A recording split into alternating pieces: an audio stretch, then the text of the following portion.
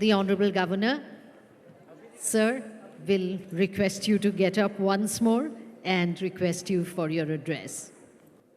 My greetings to everyone here. It's an honor, a privilege, a moment to cherish for me. And I know in this program, I will have much to take home that will show me light, that will give me a direction, that will motivate me, and that will energize me, increase my strength. Honorable Dr. S.P. Kanodia ji, Megha has been little unfair to me. I wanted to greet the man by using the title, Happiness in the Age of Ambition. She has stolen a slogan that I wanted to give to the great man whose life stands on the pillar of spirituality. But congratulations to Megha, Happiness in the Age of Ambition. An excellent title that says all. I would have read this book in next 24 hours. And we'll get back to the author.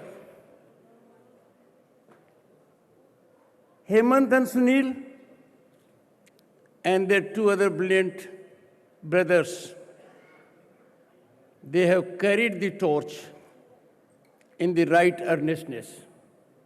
They have made their family and father very proud. That is the true culture and spirituality. In the city of joy,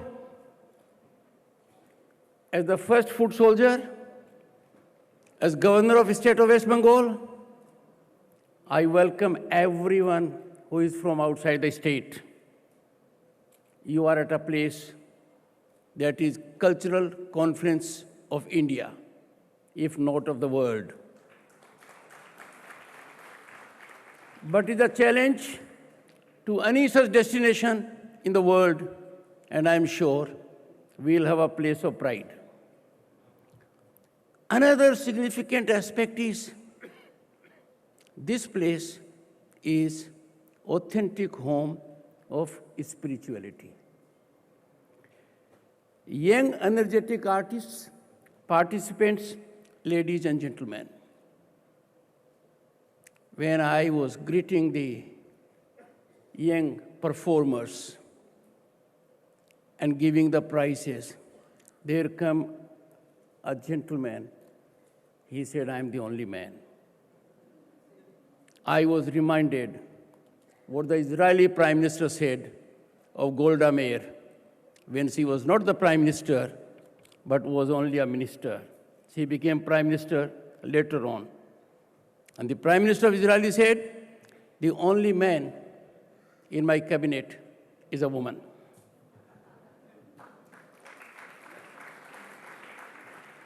The good part of this foundation, about which people far more taller than me in achievement and life have reflected, is harmonious mix of both the genders in effective contribution. And that's a delightful experience. I'm slightly outnumbered in my small family by the other gender. And I'm sure the First Lady will take some hint out of it. I'm happy to be here at this valedictory session. And this happens to be continuously 12th in a line. And when I saw the background, my place was shown. Tallest of leaders, politicians, statesmen had been here. I have a lot to learn from them. I am really inspired, motivated, and I thank the Foundation for this historic opportunity to me. I must congratulate everyone who has taken the initiative of building such Bharat and such Vishwa. As a matter of fact, our entire culture of 4,000 years, we slightly had lost way somewhere else, reflects this. I'm so glad it is being enlivened by that part of the society which normally does not emotively focus on this. In financial terms, business community has been contributing. I salute the business community. Our concept of corporate social responsibility, a commendable job has been done.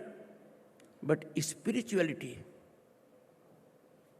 if that is the focal point, well, I'm sure salutations are to be there. They are well-deserved, eminently deserved. I'm sure everyone who has come here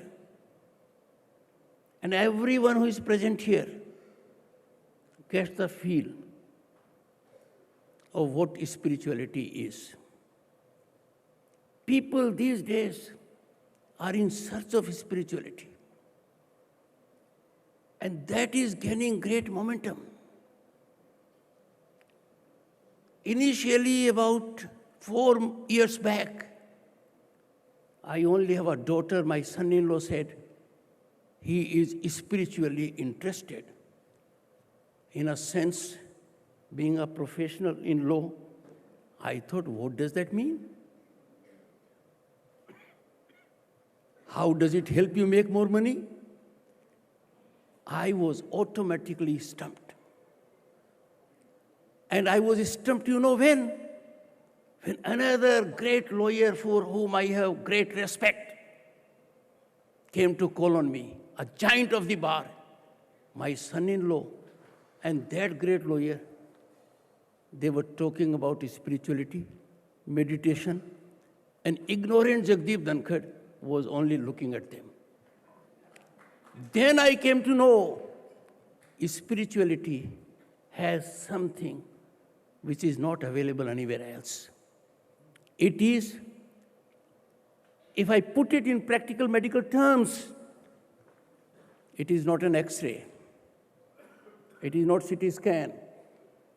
It is not an MRI. It is far superior to that MRI. And therefore, the problems that we have in the world today, greatest of the leaders are focusing on them, right from the climate change, right from disruption of peace, right from taking to violence on every small cause. Trust me, I have remembered Gandhiji more in his 150th year on account of his spirituality than on any other count. I am an infant when it comes to spirituality. I have virtually admitted to this august group 4 years ago. I thought spirituality was just a word to be talked about, to put yourself on a higher pedestal in the highly urbanized society. It's practical, it's reality. Go to any village in India, because over these 4 years, I have been very focused. And that is amazing. I'll give you 2 illustrations. Why? Because this is being spearheaded by business world, business community. A businessman who had made great money, and the chartered accountant dealing with the corporate world said, there is no problem for 8 generations. The 8 generations in a row, even if they take tangential route, which is unwholesome, funds will last. But then there is a problem for the 9th generation. Grand old man was worried. How to take care of the 9th generation? So he went to a Panditji and took the chartered accountant along with.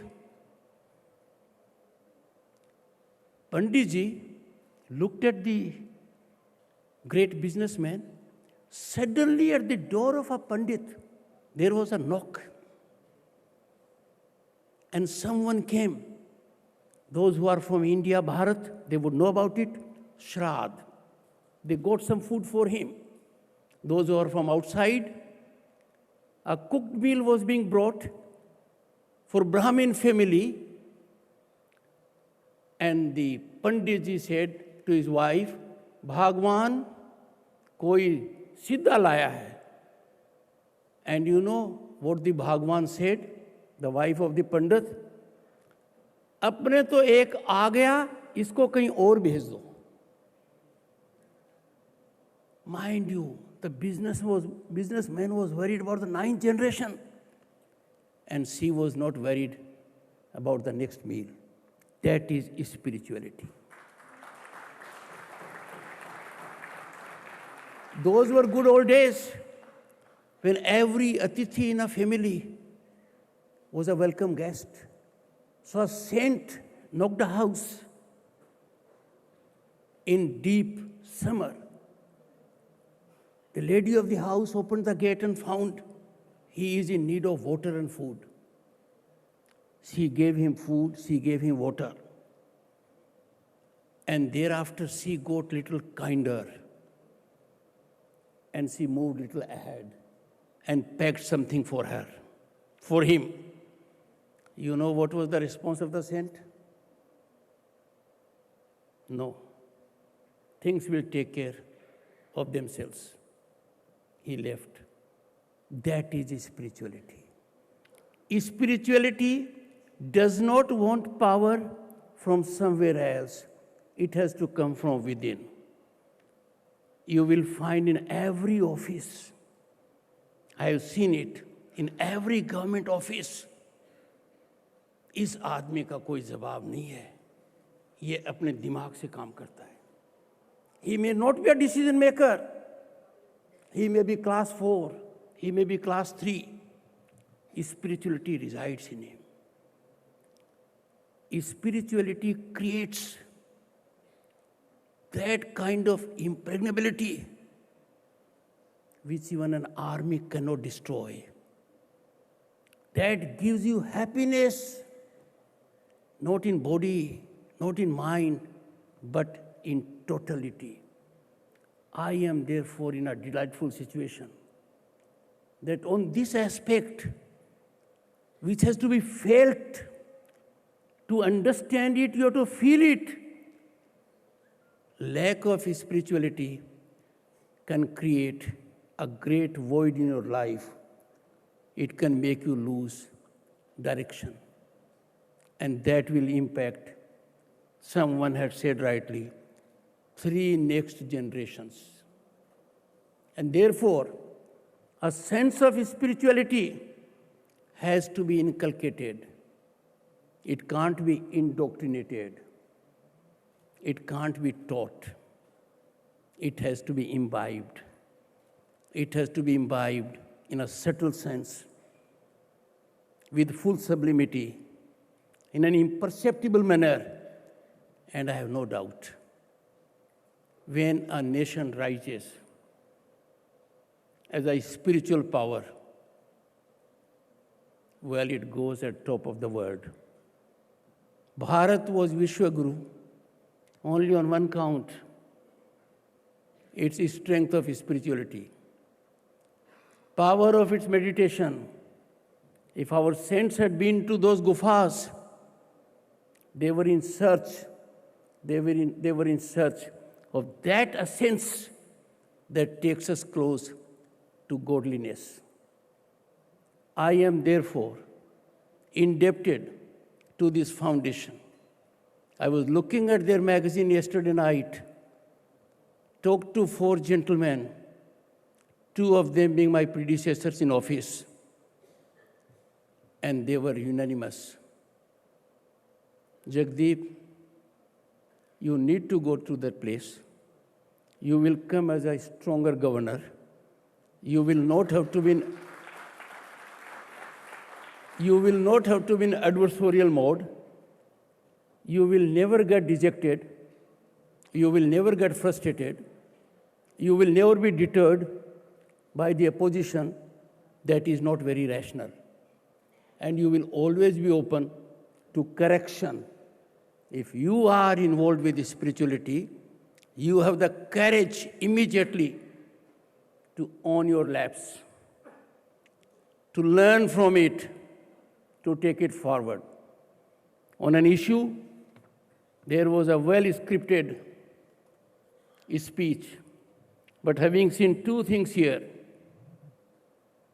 the pristine, authentic approach of everyone present and the two authors and the people who performed, I thought, let me not use my mind, let me not go through the script, let me say something ad hoc, extempore, out of my heart.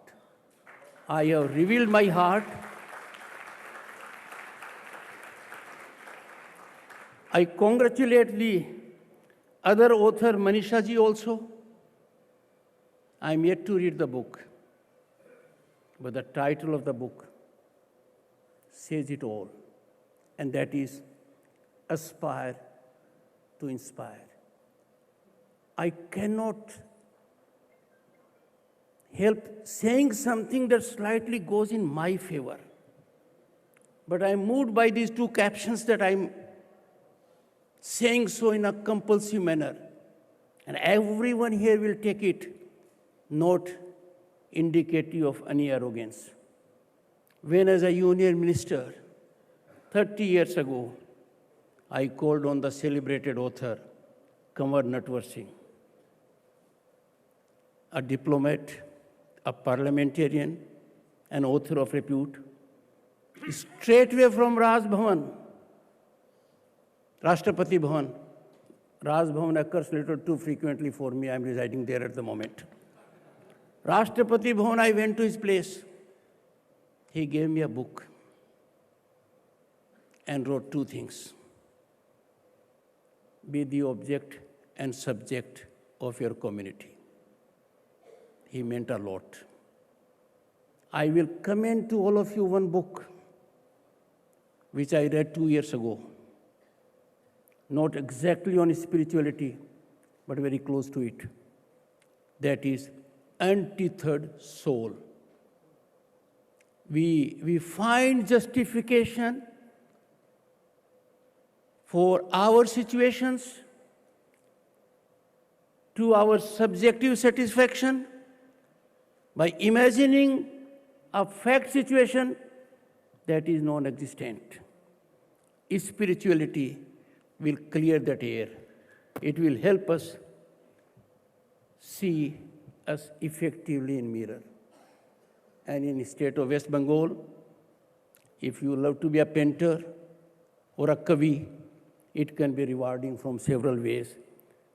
एक बात कह सकता हूँ, spirituality पर ध्यान देने के बाद आपका आईना आपसे कभी आपकी पहचान नहीं पूछेगा। नमस्कार।